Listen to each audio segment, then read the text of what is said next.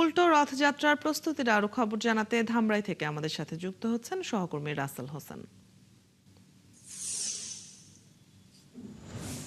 রাসেল, উল্টো রথযাত্রার আনুষ্ঠানিকতা কখন শুরু হবে, কত মানুষের সমাগম হতে পারে এবং আয়োজন নিয়ে আইন শৃঙ্খলা পরিস্থিতি কেমন দেখছেন?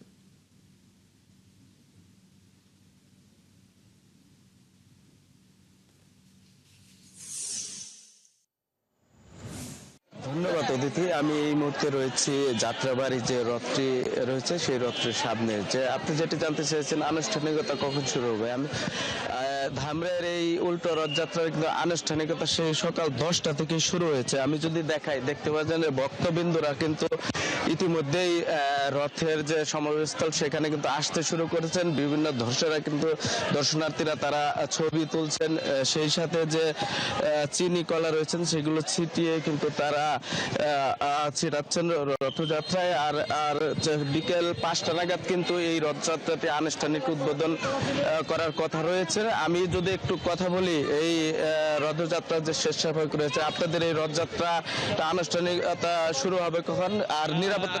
ধন্যবাদ। আজকে এই ধামরাই শ্রী শ্রী যশোমাধব দেহেজের 400 বছরের ঐতিহ্যবাহী রথমেলায় এই বিকাল 4টায় রথযাত্রা আরম্ভ হবে এবং আজকে সকাল থেকে আমরা যারা স্বেচ্ছাসেবক আছি প্রত্যেকেই আমরা এই স্বেচ্ছাসেবকের দায়িত্ব পালন করে যাচ্ছি এবং বিশেষত ধামরাই উপজেলা থেকে আইন শৃঙ্খলা বাহিনী আমাদের কঠোর নিরাপত্তা দিয়ে যাচ্ছেন।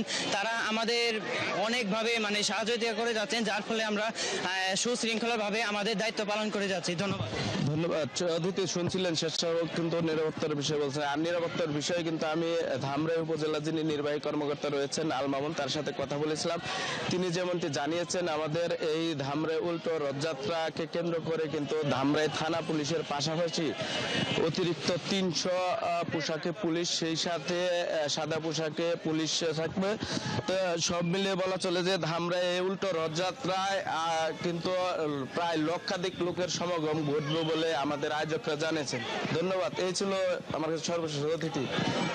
জি, আপনার কাছ থেকে সবশেষ খবর জানছিলাম। ধন্যবাদ যুক্ত হবার জন্য। দর্শক, ধামরাই থেকে সহকর্মী রাসেল হোসেন যুক্ত ছিলেন এতক্ষণ আমাদের সাথে।